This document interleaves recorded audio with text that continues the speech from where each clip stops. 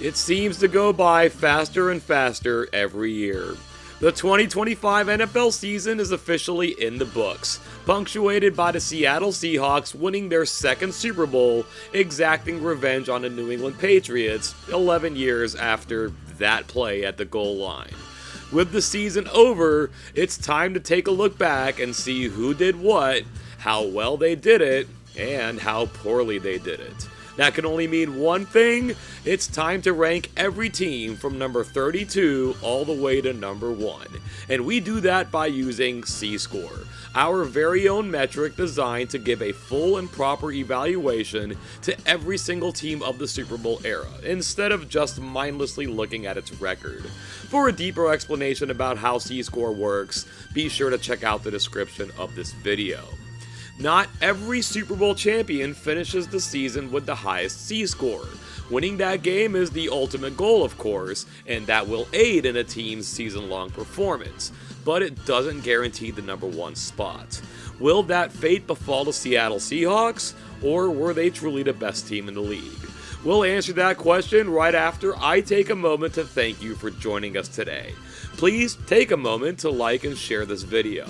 If this is your first time here, we're glad to have you aboard. Do us a solid and hit that subscribe button and ding that notification bell. Thank you all so very much. We are ready to begin. Taking up the rear at number 32 are the New York Jets. This would seem like a pretty common landing place for them, but despite several bottom 5 finishes, this is actually their first finish at the very bottom since doing so in back-to-back seasons in 1995 and 1996. So what did the Jets do well this season? Nothing. The question then becomes, what did they do particularly terribly? How about picking off passes? Through 17 games, the Jets faced 515 pass attempts. They allowed 36 of those passes to go for touchdowns. They intercepted none of them. Both of these were the worst numbers in the NFL, giving them an infinite touchdown to interception ratio. This would be unfathomable, but this is the Jets after all. This was part of what led to them landing these grisly numbers: a 3-14 record, a minus 203 point differential, bottom 4 finishes in both points scored and points allowed, all against the league's 10th easiest schedule to boot. They become the single worst team of the past 13 seasons, the first team in that time to dip below negative 30 in C-score, coming in at negative 30.203. Number 31 belongs to the Las Vegas Raiders, easily their worst season since making the move to Vegas.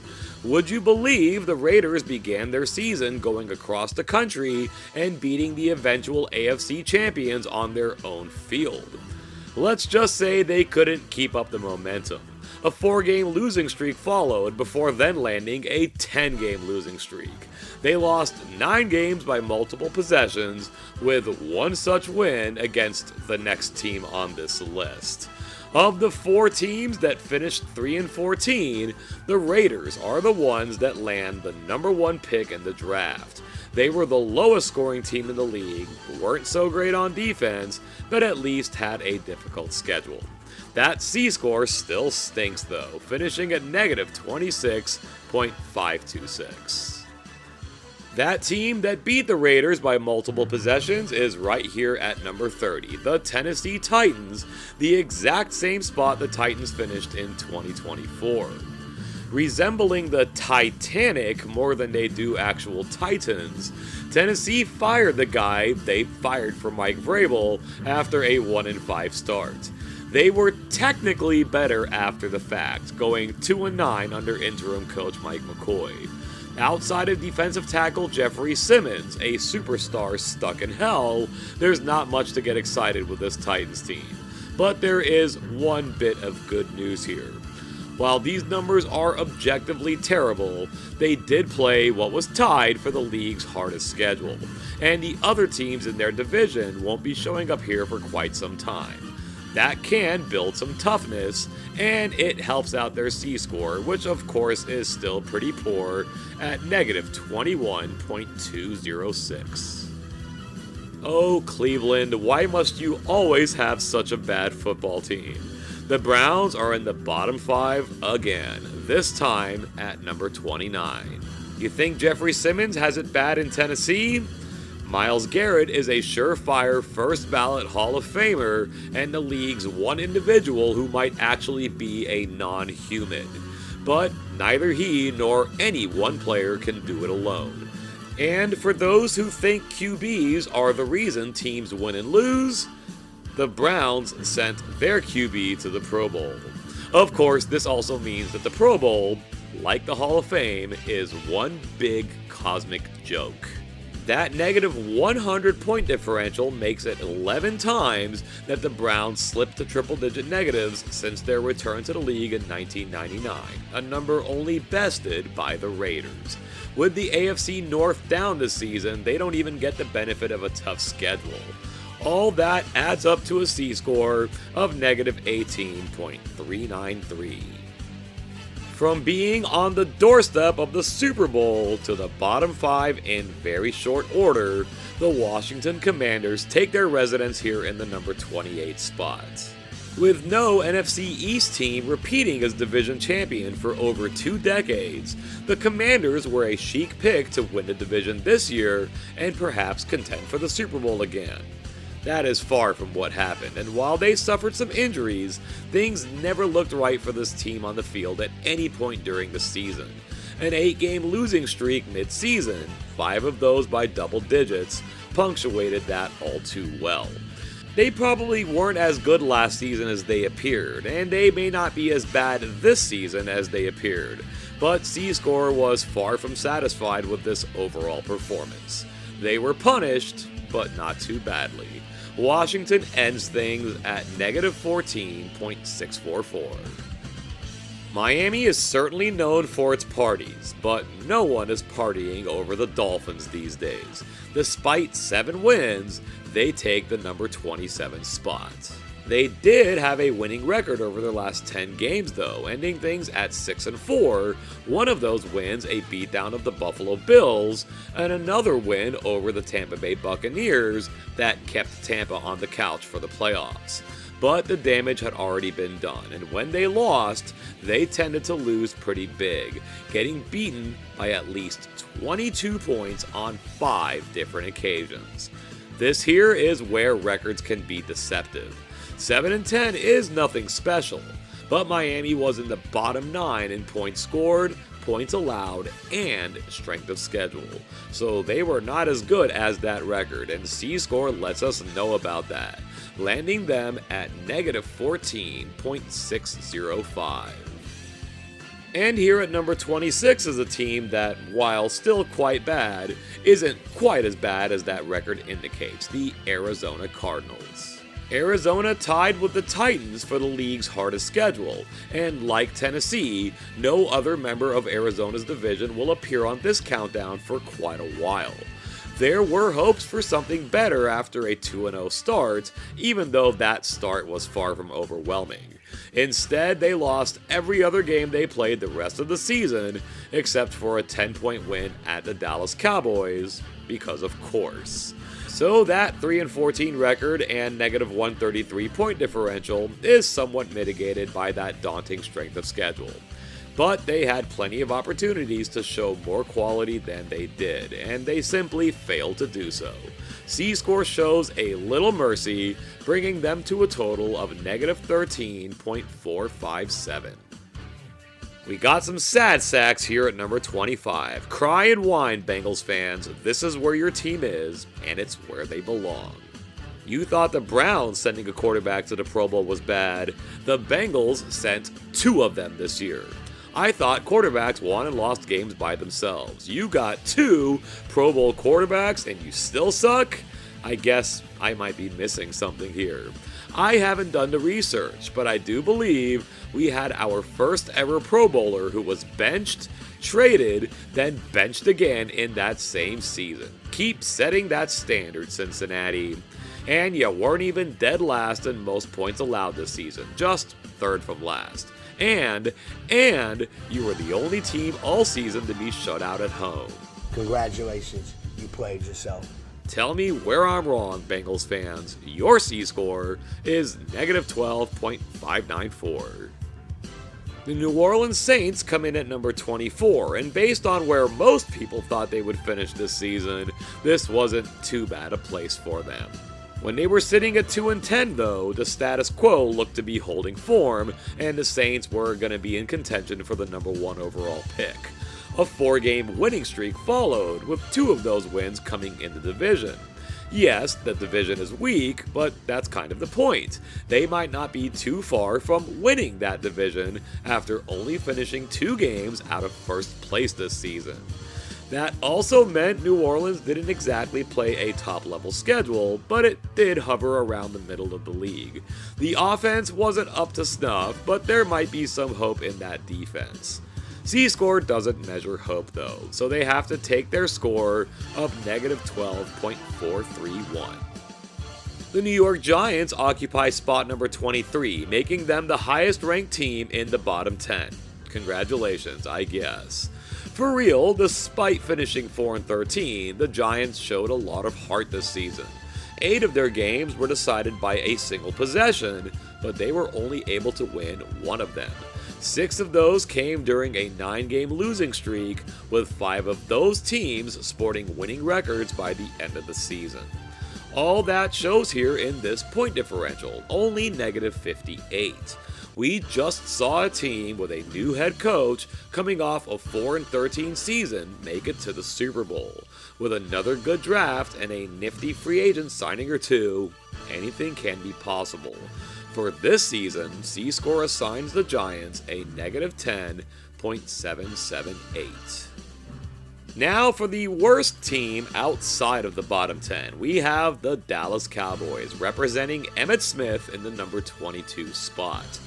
Of all the teams in the league who we thought they'd be, it was probably the Cowboys. They scored a lot and they gave up a lot. They did trade their best player and a future Hall of Famer after all. Micah Parsons would have helped that defense, yes? Perhaps push that 7-10 record up ever so slightly? Well, we can't all be as wise and intelligent as Jerry Jones, now can we? The Cowboys did tie the Packers early in the season to avoid double-digit losses. That may have also prevented them from a negative double-digit C-score despite that bottom 5 strength of schedule. Dallas pulls off the double mint trick with their C-score of negative 9.494. We welcome our first playoff team on the countdown, all the way down at number 21. Man, the NFC South was crap. Let's say hello to the Carolina Panthers. Surely it's not too much to expect good teams in the NFL playoffs, or at least decent teams. Not an 8-9 squad with a negative 69 point differential and a 1-6 record in games decided by more than 1 possession.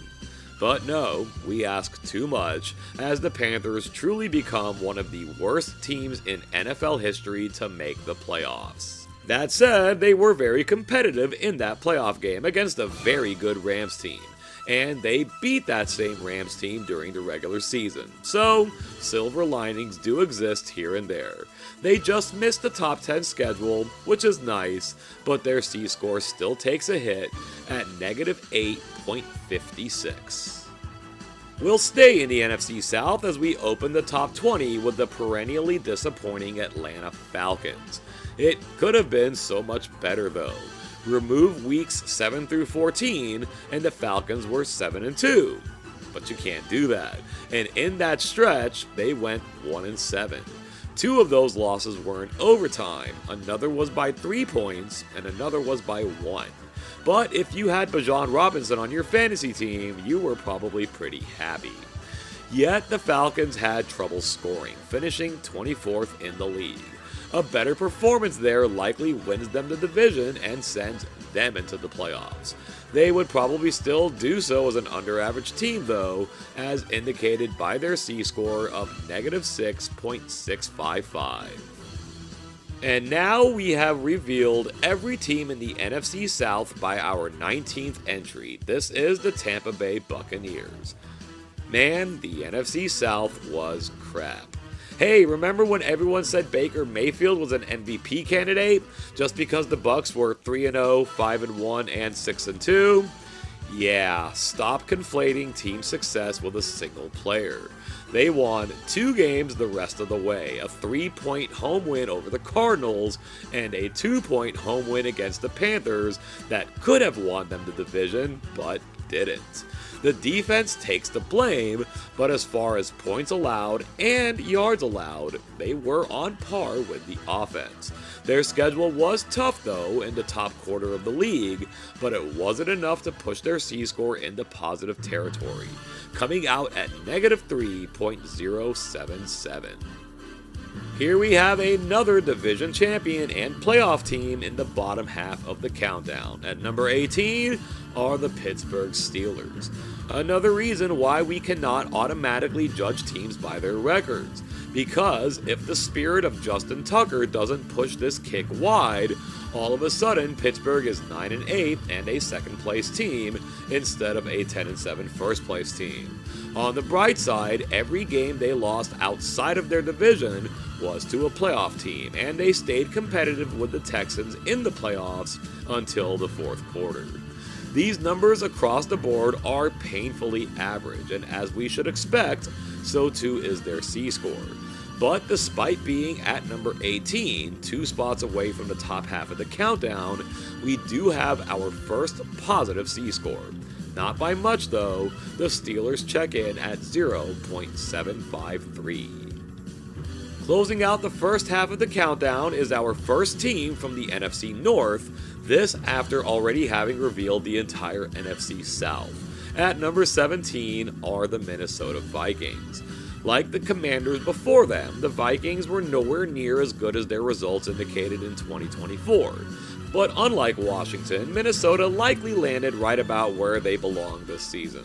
Things were looking pretty grim after a shutout loss to the Seahawks dropped them to 4-8, but they reeled off 5 straight wins to end the season. That brought them to their final record of 9-8 with a positive point differential in tow. The offense has some room to grow, while the defense more than held its own. In the end, the Vikings can lay claim to being above average, with that final C-score of 1.455. And now for the second half of the countdown, we begin with a team that had no intention whatsoever of being in this spot. The Baltimore Ravens hold down number 16. This channel rails about tying team success to a single player, but some players can transcend that by being, well, transcendent players. Lamar Jackson is one such player, and when he's not in the lineup, the Ravens suffer. Although they split the 4 games he missed, he just wasn't himself all season. That said, if the spirit of Justin Tucker doesn't push this kick wide, the Ravens win the North and go to the playoffs. This Baltimore team misses out on the exact qualifications necessary to have made it to our list of the Super Bowl era's most disappointing teams. But come on now, calling this team anything other than disappointing would be false advertising. The Ravens land a C-score of 1.715. What a difference a year makes. It's almost like every coin has 2 sides. At number 15 are the Kansas City Chiefs. When the Chiefs lost on opening day to the Chargers in Brazil, they already had more one-possession losses in 2025 than they did in 2024. They were 11-0 that season. They finished 1-9 the next. The 1969 Boston Patriots went 0-5 in one-score games after going 1-0 the season before. Discounting them, no team of the entire Super Bowl era has ever seen such a dramatic shift in the negative direction in one-score games from one season to another. Since the advent of the 16-game schedule, only 5 teams with 6 wins have had a better C-score than these Chiefs. In the entire Super Bowl era, no team with at least 11 losses has had a better C-score than these Chiefs. Like we said, what a difference a year makes. KC walks away with a score of 2.251. There were some pleasant surprises in the NFL this season, and one of them were the Chicago Bears, taking the number 14 spot on the countdown. The NFC North had 3 excellent teams last season, and it had the Chicago Bears. Then the Bears come up this season, surpassed them all, and won the NFC North. They won a lot of games with what can generously be called a dash of luck, but also a lot of resilience, all of which was on display in both their playoff win against the Packers and their playoff loss against the Rams. Chicago may not have been as good as that 11-6 record, given that slim point differential and low strength of schedule, but they were a good story and they were a lot of fun to watch. And after teetering in the negatives for large parts of the season, the Bears do pull out a positive C-score at 2.311. A popular Super Bowl pick before the season, the Green Bay Packers instead dropped out of the top 10 spot they occupied the season before, checking in at number 13. After trading for Micah Parsons and allowing just 44 points in its first 3 games, Green Bay looked to have a championship-level defense. At 9-3-1 with an offense on the rise, Green Bay looked to have a championship-level team. Then Micah Parsons gets hurt, they lose their last 4 regular season games, and blew their playoff game. It's not just because Parsons got hurt, but you gotta believe he would have helped. While the Bears being at number 14 feels like a great ranking, the Packers being at number 13 feels like a failure. This is the power of expectations. Green Bay performed just okay against a pretty weak schedule, and their C-score reflects that, assigning them a score of 2.471. At number 12 is a team that gives us yet another perfect example of why C-score is better at evaluating NFL teams than records are. Here are the Los Angeles Chargers.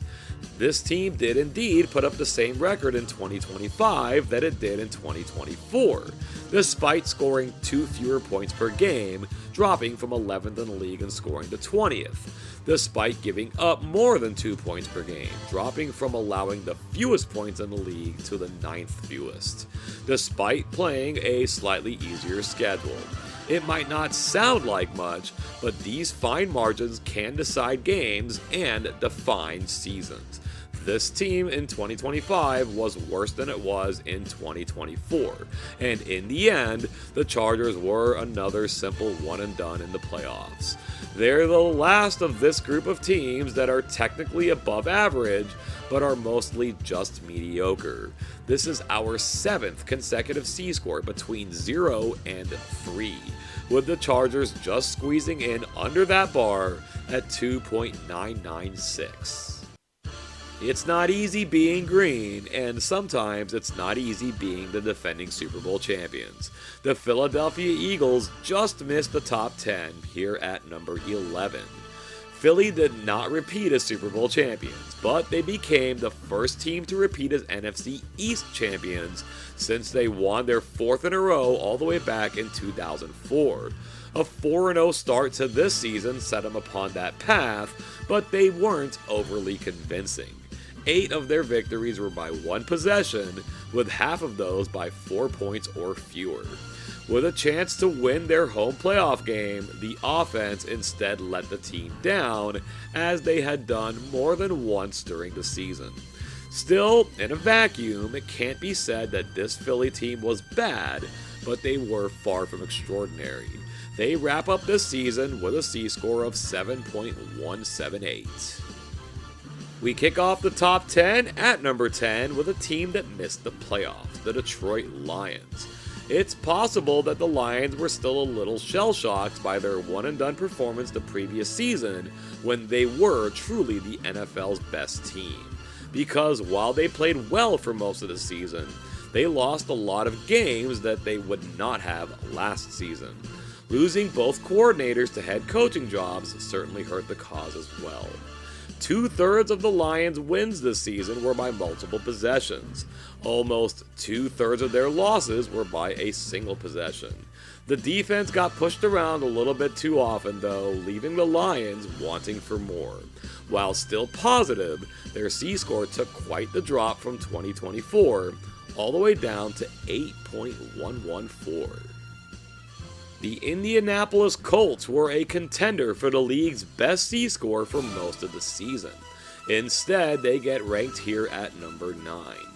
Indeed, the Colts started 8-2 with one possession losses at the Rams and at the Steelers. Their offense was uber proficient to start the year. Then they had their bye week. Injuries struck the team hard in a lot of places, including Sauce Gardner, who they acquired mid-season for 2 first-round picks, and they never won another game. They even resorted to bringing a long-retired grandfather to play quarterback in December, proving that this is the easiest era of football to be a quarterback. After Week 10, with the Colts sitting at 8-2, they ranked 3rd in C-score with a 23.357. They remain the highest-ranked AFC team for another 3 weeks. Instead, they are now settling for being the highest-ranked team that missed the playoffs and the highest-ranked team with a losing record, ending things at 9.644. It's nice being your conference's number 1 seed. It's less nice being one of the worst number 1 seeds of all time. At number 8 are the Denver Broncos. I believe that when the Broncos annihilated the resting Kansas City Chiefs to end the 2024 season, that they inherited their close game juju. Denver won 11 games this year by a single possession, with some of those in miraculous Kansas City-like fashion. That continued with their playoff win against the Bills, but came to an end at home in the AFC Championship game when the game literally froze at 10-7 once the weather took over. Those 11 one-score wins tied the 2024 Chiefs and the infamous 2022 Vikings for the most in NFL history. The only other NFL team of the Super Bowl era to go at least 11 games over 500 with only a double-digit point differential were the 2024 Chiefs. Yet the Broncos are the first team on this countdown to hit double digits in C-score at 10.725. Here we have another team with a great season in a vacuum, but a disappointing one given the expectations. At number 7 are the Buffalo Bills. The Bills were back in the playoffs for the 7th straight season, but their division title streak of 5 in a row was snapped. They lost 2 games by multiple possessions, equal to how many they had lost in the previous 4 seasons combined. They nabbed a great road victory against Jacksonville to start the playoffs, but lost in somewhat typical Bills heartbreaking fashion in the divisional round against Denver. Buffalo did what they do this season, taking a few more losses than usual though, and against the weakest schedule they've seen since 2008. Thus, they attained their lowest C-score of this decade, which is still better than 11 different teams have put up in any season from that time, and ranks as the best worst season for any franchise at 11.761. The most interesting entry on this countdown can be found right here at number 6 with the San Francisco 49ers. The Niners built their record mostly on the back of some very easy matchups. Yet, they played 6 different games, more than a third of their schedule, against teams that have yet to appear on this countdown. They went 2-4 in those games, while going 10-1 in those other games. And of course, after barely slipping by the Eagles in the wildcard round, they got their heads cracked open against the Seahawks, spending 59 minutes and 47 seconds of game time trailing. That scheduling combination landed the Niners with the league's 5th hardest slate, despite the conjecture before the season that their schedule would be quite easily, mostly being spot on. Their top half finishes in both points scored and fewest points allowed helped move this C-score along to a fairly solid number, 14.173. We're now in the top 5, where we find a team that was 5th from the bottom last season, the AFC champion New England Patriots. What a turnaround from the Pats this season, especially after starting 1-2, including a home loss to the lowly Las Vegas Raiders. The Pats rostered 30 different players in their first season with the team, with many of them reclamation projects who proved much more productive in New England than they were in their previous stops. The Super Bowl itself may have ended in disappointment, but the success they enjoyed should not be overlooked. Top 4 finishes in points scored and points allowed, alongside a point differential of exactly 10 points per game and a 14-3 record, screams a massive C-score. But they had something more than just the league's easiest schedule this year.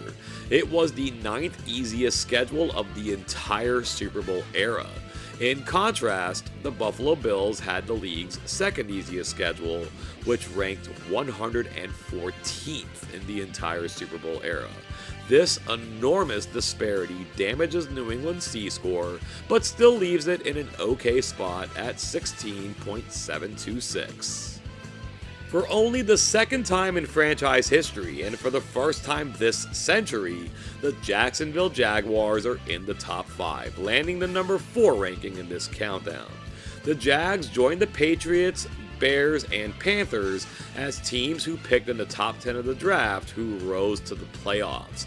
Jacksonville was excellent this season, going 13-4, landing a positive 138 point differential, and finishing in the top 10 in points scored, fewest points allowed, and strength of schedule, one of only 3 teams this season to achieve that feat.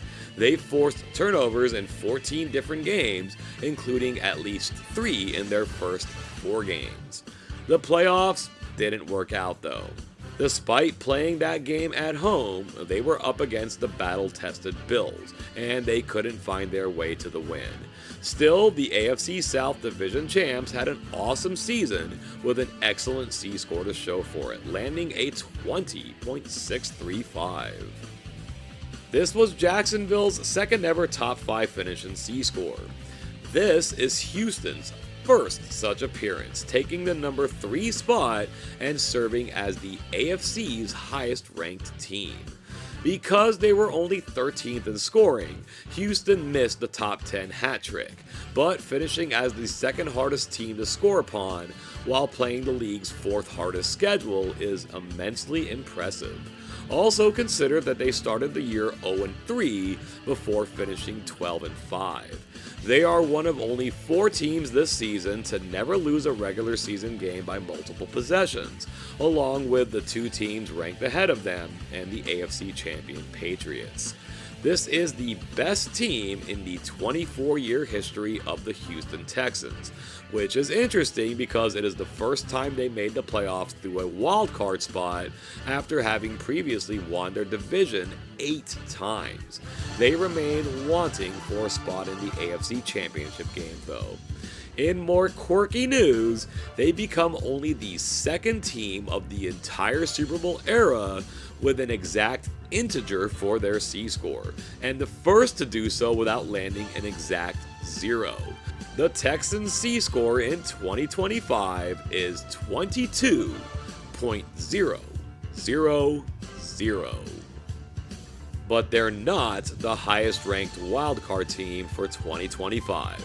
That spot belongs here at number 2 to the Los Angeles Rams. LA may have lost 5 regular season games, but it doesn't feel that way. 2 were lost in overtime, another was on a blocked field goal, and the other 2 were road upsets against teams playing for their lives.